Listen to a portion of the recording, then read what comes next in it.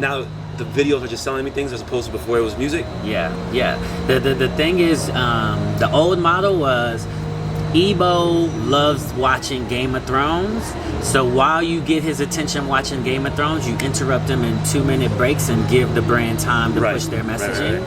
That's going to continue to get less and less and less. Consumers have become way more sophisticated. We hate ads. There's so many ways to skip ads, right? So more and more brands have to get better at either inserting their brand into content that people love or creating content. The other thing that's driving that is linear TV is not disappearing but shrinking. So with cord cutting, right, you have less and less people watching TVs or cable TV and the traditional. Exactly, and as they move into watching things that are cloud-based, Netflix, there's 0 ads. Disney Plus, there's 0 ads, right?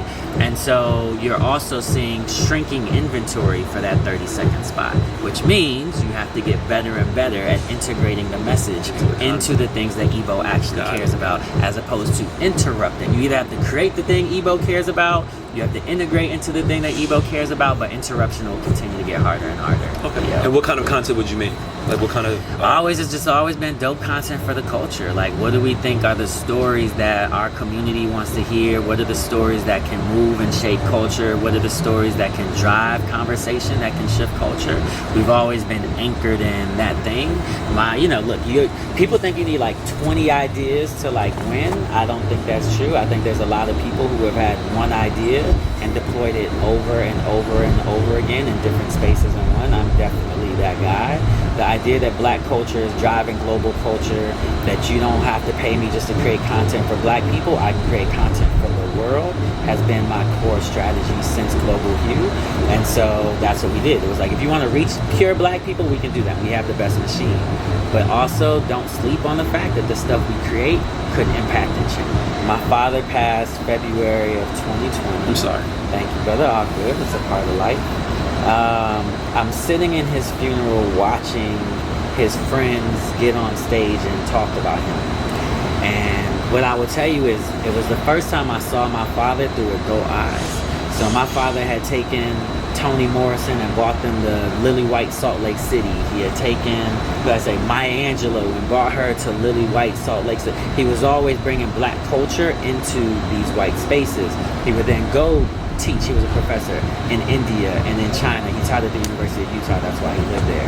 The point is, as a child, I just saw him doing these things. When I heard adults talk about my father, I saw the strategy and was able to draw a direct line between what he was doing, taking black culture into white spaces, championing it, getting people to see us and understand our impact and power. He did it in the world of academia. I'd been doing it my whole career in the world of media and advertising, right? And so what I would say is, it wasn't that I was slowing down, but like, whereas a lot of my career I was like running, I was probably in a space where it looked a little bit more like this. And that was a wake-up call for me to be like, oh, one way I can continue to grow my father's legacy is to continue this story that he and I have been on the whole time. And if he didn't slow down until 70, then I got a long way to go before I can slow down. And so that made me get more interested in like, what were my opportunities to continue this legacy. Revolt becomes really interesting because it's my first opportunity to be in the C-suite. I was gonna say, explain the C-suite type, what that means. So CEO, CMO, COO. So original role was COO. So it's gonna be my first time being a chief anything. In this case, chief operating officer. And so I wanted that title, right? Like, you need to get into that space to continue to build. So that's what it was. It had Sean Combs, global icons, as influential as it gets, to have access to a billionaire, to see how he moves, how he thinks. Access to his network was all really appealing and intriguing to me. And then I did think this Revolt brand was something special. And I just thought that there was so much upside. And in a world where I was ready to come from coasting to like running, going to try to run a revolution sounded like the right thing to do.